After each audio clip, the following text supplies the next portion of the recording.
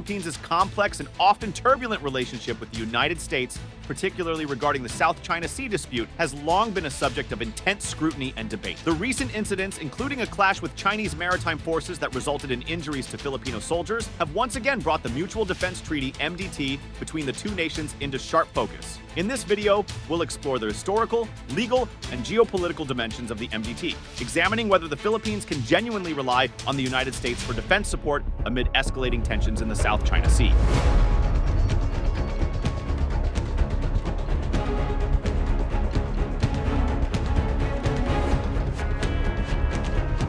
The Mutual Defense Treaty between the Philippines and the United States was signed on August 30, 1951, and has since served as the cornerstone of the bilateral defense relationship. The treaty obliges both nations to support each other in the event of an armed attack on their metropolitan territories or on the island territories under their jurisdiction in the Pacific. However, the treaty's wording is notably vague, particularly regarding the specifics of the commitment and the geographical scope of its application. Historically, the United States' stance on its defense obligations under the MDT has been characterized by strategic ambiguity. In the early 1970s, U.S. Secretary of State Henry Kissinger articulated substantial doubts about whether a Philippine military contingent in the Spratly Islands would fall under the protection of the MDT. Kissinger's remarks highlighted the United States' reluctance to be drawn into conflicts perceived as extensions of Philippine territorial ambitions rather than direct threats to its sovereignty. The MDT's language, particularly the clause that commits each party to act to meet the common dangers in accordance with its constitutional processes, has been a source of ambiguity and contention. For instance, during the 1995 Mischief Reef crisis, Philippine authorities identified 8 Chinese ships in the vicinity of the Philippine-claimed Mischief Reef. The Philippines lodged a diplomatic protest with Beijing after discovering that China had built a number of structures on the reef. The reef has been controlled by the People's Republic of China, PRC, since 1995. This incident raised tensions throughout the region and heightened concern throughout much of the maritime world. In 2012, the Scarborough Shoal standoff unfolded when the Philippine Navy attempted to apprehend 8 mainland Chinese fishing vessels near the shoal. The Filipino inspection team claimed to have found illegally collected corals, giant clams, and live sharks on board the first vessel they boarded. However, as the Filipinos prepared to make arrests, the trawlers sent a distress call to Chinese authorities in Hainan province. 2 unarmed China Marine Surveillance (CMS) vessels arrived and positioned themselves just outside the narrow mouth of Scarborough Shoal's lagoon. The uneasy standoff persisted until June 15, 2012, when the Philippines conceded by withdrawing its maritime vessels from the waters surrounding Scarborough Reef. In both these incidents, the Clinton and Obama administrations refrained from direct intervention, reinforcing perceptions of U.S. unreliability. Despite the existence of the Mutual Defense Treaty, the U.S. did not automatically come to the Philippines' aid.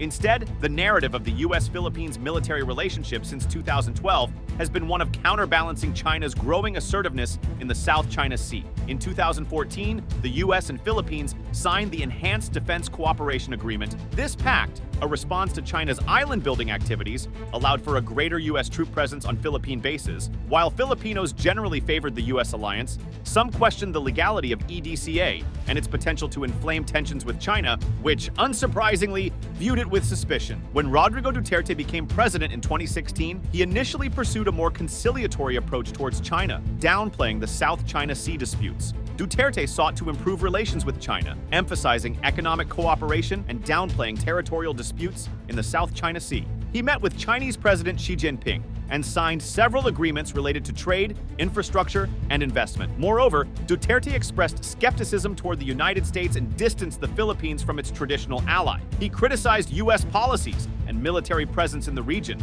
leading to tensions in bilateral relations. However, despite the rhetoric, U.S.-Philippine defense ties remained strong, joint military exercises continued, and the U.S. continued to provide military aid. The election of Ferdinand Marcos Jr. in 2022 marked a renewed focus on the South China Sea. The Philippines, under Marcos Jr., has taken a more assertive stance against China's claims. This shift was evident in the upgraded 2022 EDCA, which granted the U.S. access to 4 additional Philippine military sites. In May 2023, the U.S. and Philippines unveiled the Bilateral Defense Guidelines, BDG.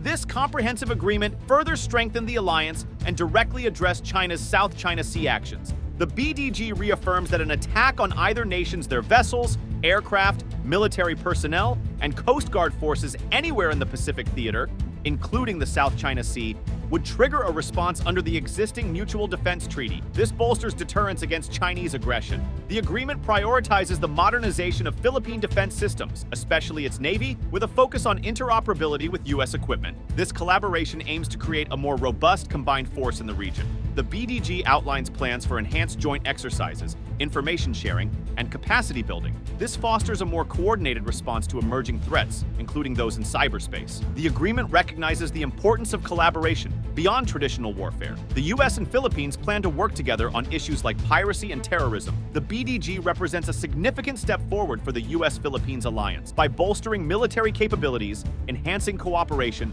and presenting a united front, the U.S. and Philippines aim to counter China's assertive actions in the South China Sea and ensure a free and open Indo-Pacific region. The recent clash at the Second Thomas Shoal is consistent with a troubling trend. China consistently obstructs Philippine resupply missions. In June 2024, Filipino Navy personnel attempted to deliver crucial supplies to a military outpost aboard the grounded warship BRP Sierra Madre. Chinese forces seized 2 Philippine rubber boats that were delivering food and other supplies. Some Filipino Navy personnel were injured during the incident. U.S. Secretary of State Antony Blinken swiftly condemned China's actions, emphasizing the importance of the Mutual Defense Treaty with the Philippines. While not yet labeled an armed attack, tensions remain high. Incidents like this highlight that the threshold for activating the Mutual Defense Treaty remains quite high. However, both the United States and the Philippines are now focusing on modernizing their defense capabilities, particularly in the maritime domain. They are developing a security sector assistance roadmap which outlines investments and capacity building efforts for the next decade. The geopolitical landscape in the South China Sea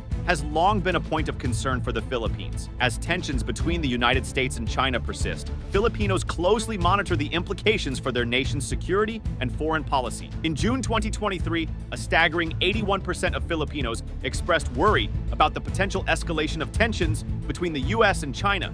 The fear is that such escalation could directly impact the Philippines' national security. This sentiment underscores the awareness among Filipinos of the delicate balance in the region. In the same note, a survey conducted in April 2024 revealed that 43% of Filipinos favor aligning with the United States in the event of heightened tensions in the West Philippine Sea.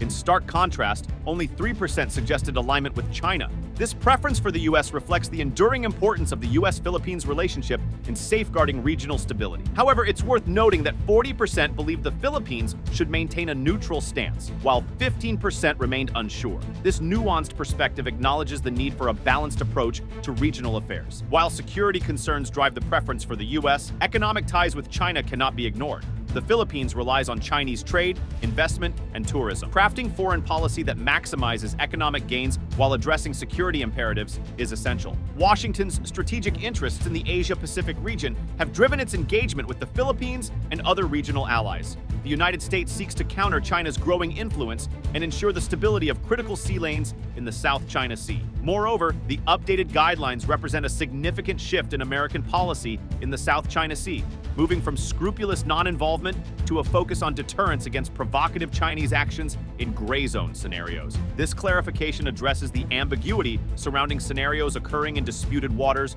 or involving non-military Philippine government vessels, such as Coast Guard ships. This change reflects Washington's growing perception of China as a strategic adversary and Manila's continued commitment to rebuilding its external defense capabilities. Despite these updates, challenges remain. The U.S.'s global military commitments also play a crucial role in shaping its response to regional conflicts. With military engagements and security obligations across the globe, the U.S. must balance its resources and strategic priorities. The capacity of the U.S. to respond to a conflict in the South China Sea is influenced by its commitments in other regions, such as the Middle East, Europe, and the Korean Peninsula. Also, the absence of significant defense aid and advanced weapon systems to the Philippines raises concerns about the credibility of U.S. commitments.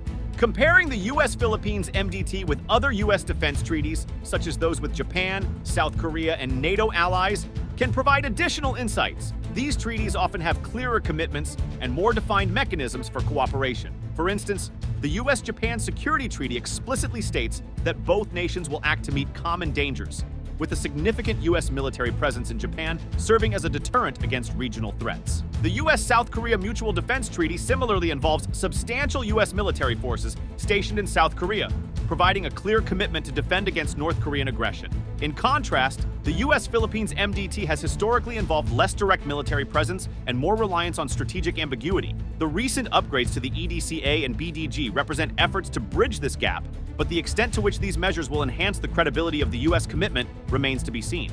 The U.S.-Philippines Mutual Defense Treaty is a cornerstone of the bilateral relationship and a key element in the broader security architecture of the Indo-Pacific region.